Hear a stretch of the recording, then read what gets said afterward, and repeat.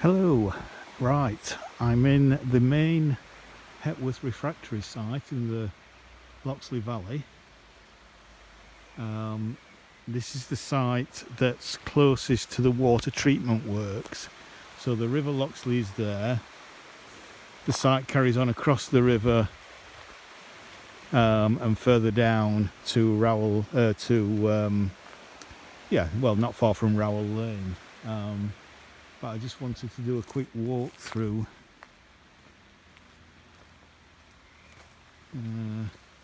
Just have a look at the potential of the site, and it's when you actually see the site and how extensive it is.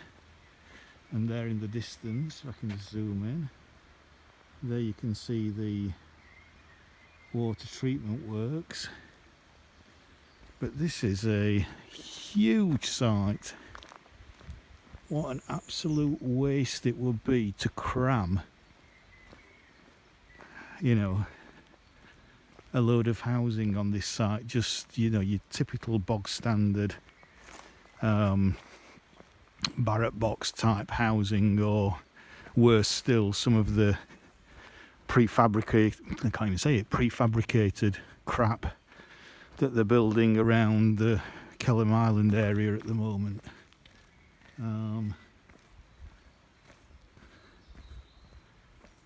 That's just huge.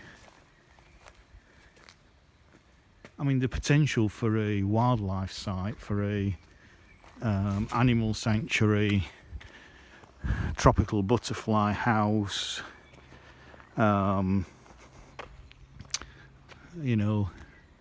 falconry centre, rare animals, rare farm breeds.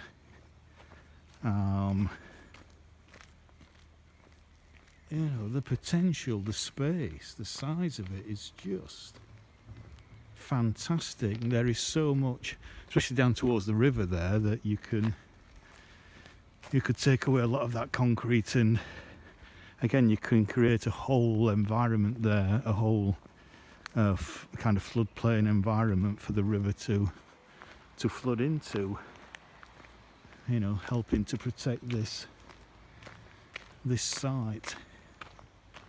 But it's absolutely enormous, and this is just the kind of west end bit of the site.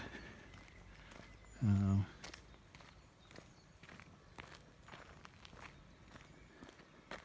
have a quick look in there.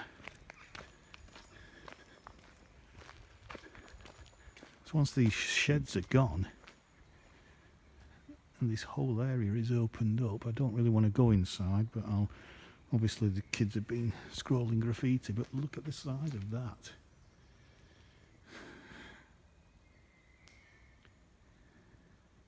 Imagine a major environmental animal attraction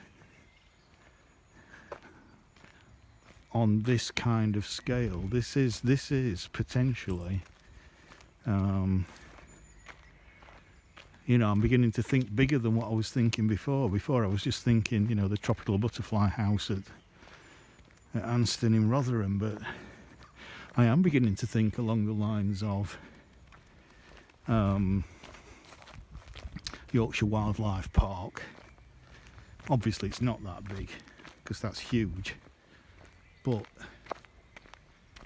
when all these buildings are gone, and if the edges near the river are landscaped in a way that help to provide a floodplain, and I've already talked, I think, about just over the other side of the river where I started filming, there's a site there of, I can't remember how many acres, but several acres that you can really wild that really well, drop the level of the land down so that floods, and that acts as a major floodplain for this area, protecting this area. So yeah, this is just something else.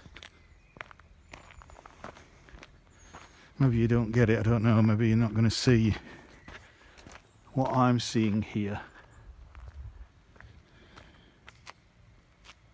Maybe it's difficult to get an appreciation of the size of this site when you just see it in 2 dimensions on a computer screen. But yeah, and I actually quite like the idea of maybe preserving that chimney there. Already you can see there are some, I don't know if the crows nesting at the top there. So maybe in the future you could have some kestrels or peregrines nesting there. Let me see all of that.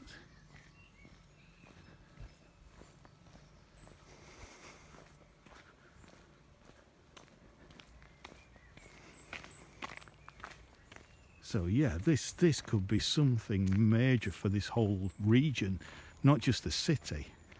This could bring in people from all over the Peak District, from all over South Yorkshire, all over the north of England. If you build on what's already out there and, you know, take the best bits of the Tropical Butterfly House and Falconry Centre, the best bits of Potterick Car, the best bits of Yorkshire Wildlife Park, work with Sheffield Rotherham Wildlife Trust and the RSPB and Yorkshire Water, and you know, and anybody who we can get on board to actually make this happen. I mean, I'm so excited at the potential, and it's that excitement. There's such a frustration and a, I don't want to say depression because that's too much, but just a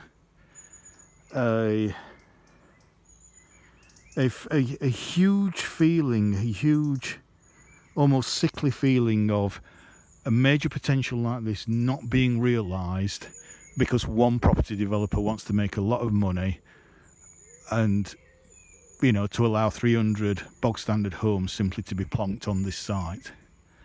You know, all the potential of job creation, visitor attraction, wildlife centre, environmental improvements on a scale that, you know, you can't really imagine at the moment because of the state of the site.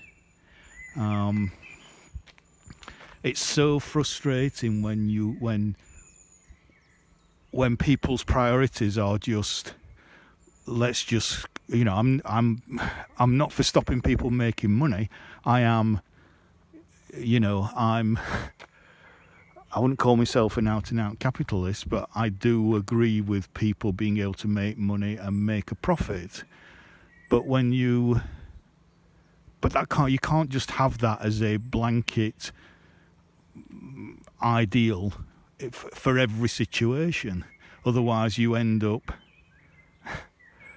with, shall I say it or shan't I? Well, you end up with the United States of America. And that's a bit, that again, that's not exactly true, but you know what I mean, kind of unfettered capitalism, and you lose nuance, you lose artistry, you lose, or you don't necessarily lose it, but it's reduced somewhat if you just allow maximum profit to be made. You know, you build to the lowest quality that's allowed within your society. You build bog standard monotonous housing. You try and cram as many units, you know, it's all very utilitarian. You cram as many units onto the site as possible. And the potential, this site, you know, just in the valley itself, the surrounding valley itself deserves a lot more than that. But now I look at this site and I see the size of it and I see the potential, because you can clear all of this away. As I said, leave the chimney, but you can clear all of this away and you've got a blank space to then create something that's really out of this world. And as I say, as long as it takes the best features of all these other attractions, then it has to be a success. You know, it has to be a success. So yeah, let's see if we can get this. Let's see if we can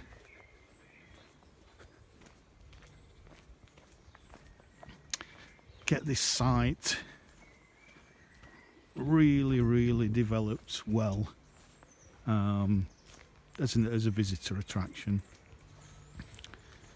Yeah,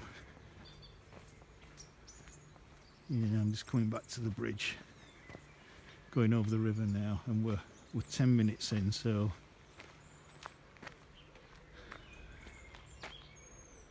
I'll say bye for now.